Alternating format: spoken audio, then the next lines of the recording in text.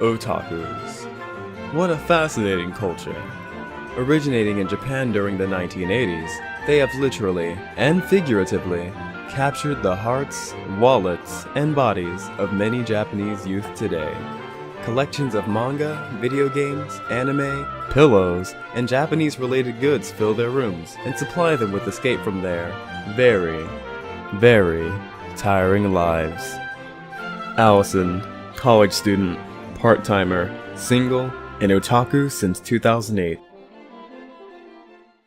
Received an email from a friend. The email contained a sketchy link that, when clicked, led her to a mysterious website. She wondered, why did my friend send me this thing? Otakus and the decreasing birth rate in Japan? Does she really think that I'm an otaku? Oh my god!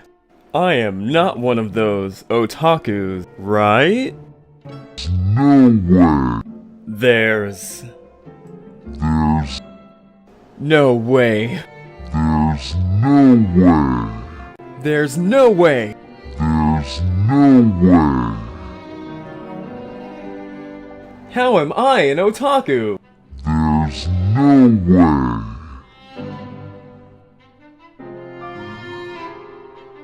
There's no way.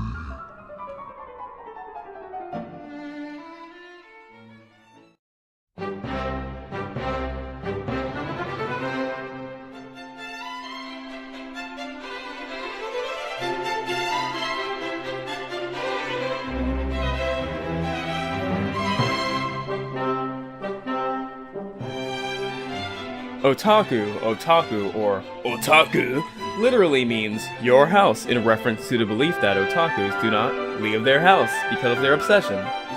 Otaku culture consists of an obsession with anime, manga, idols, and Japanese video games. The term is similar to the English word geek. It's not the same though because of their obsessive interests. The term is a derogatory term that can relate to a fan of anything, for example, Doctor Who otaku or coffee otaku. There are areas in Japan that are otaku havens with maid cafes and butler cafes.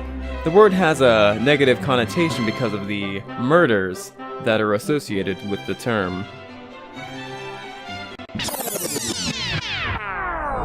Tsutomu Miyazaki was dubbed the Otaku Murderer in 1988 when he began terrorizing the Saitama Prefecture with murder. His victims were young girls not over 7. He sexually assaulted his victims after they were killed. He kept their body parts and clothing as trophies. The police discovered overwhelming amounts of animated movies, child pornography, and slasher films mixed with human remains, films, photography, and clothing of the victims. Because of his obsession, he was named the Otaku Killer and stigmatized the word for the rest of the world, and especially Japan. Another murderer, Kaoru Kobayashi. Not only did the otaku murderer hurt the reputation of otakus, but Kaoru's heinous crime affected the culture greatly. He was sentenced to death in 2006 for the kidnap and murder of a 7-year-old girl in 2004. He offered the victim a ride home from school, abducted her, took her to his apartment, molested her, drowned her in his bathtub, and then dumped her body in a gutter.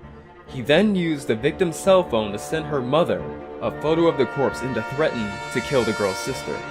He also had a record of sexual offenses prior to his murder. Because of this, Japanese law enforcement saw otakus as suspects for sex crimes, and laws were made to control eroticism in otaku material.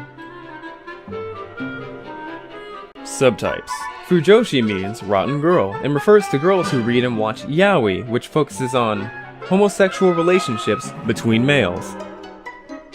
Rekijo refers to female otakus that have a heightened interest in Japanese history, hence the reki from history and jo from the word for girl. Itasha means painful car, and refers to otakus that decorate and dress their cars as fictional characters. Akihabara. Akihabara is a town in Japan with maid cafes, which are places where waitresses dress up and act like maids in anime characters. The town has stores for anime, manga, video games, figurines, card games, and other collectibles. The town was recognized as Japan's Otaku Culture Center. Since the start of the current decade, there has been a decrease in Japan's birth rate due to overworking. Plus, Japan has a high longevity rate. This becomes a problem because there are no younger people replacing the older people. The decline in Japan's birth rate and the increase in otakus can be directly contributed to the workplace culture of the country. They believe that if you do not find a regular job shortly after graduation, then you are a failure, and this has special implications for women. 70% of women in Japan who get married and have a child leave their job to depend on their husbands for income. Then, there is the matter of hatarai taramake, a mentality that young Japanese high school students and otakus have that states, there is no point in working if what you earn is less than the amount of welfare you can obtain. With this way of thinking and this set of circumstances, the problem of Japan's declining birth rate can be attributed to both the people that work and the places that they work. 30% of single women and 15% of single men between ages 20 and 29 admitted to falling in love with a meme or character in a game.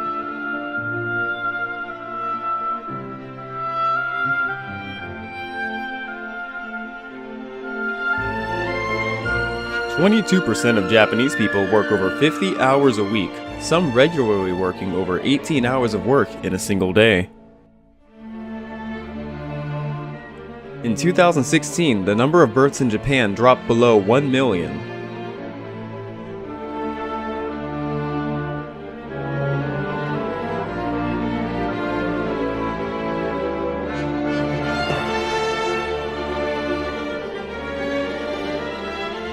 The current birth rate is 1.41 children per woman, while the longevity rate is 83.7 years.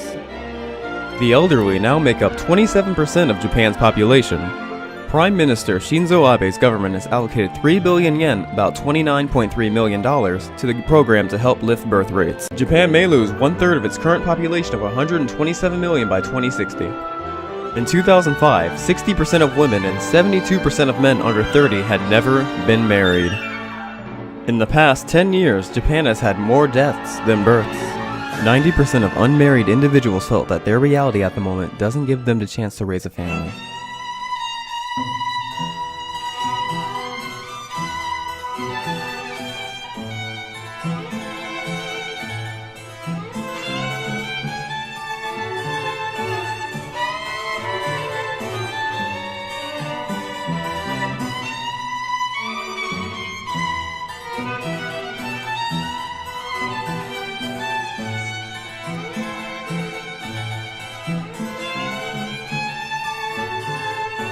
Only 2% of babies are born out of wedlock, and more than 40% of men aged 35 through 39 still live with their parents. With the job market becoming scarce, and the jobs themselves requiring more time out of their lives, it's no wonder that a subset of Japanese people found solace in their country's greatest product, animation. The government continues to create initiatives to combat the declining birth rate, but unless they're able to change their own workplace culture, the land of the rising sun may see its own sunset soon.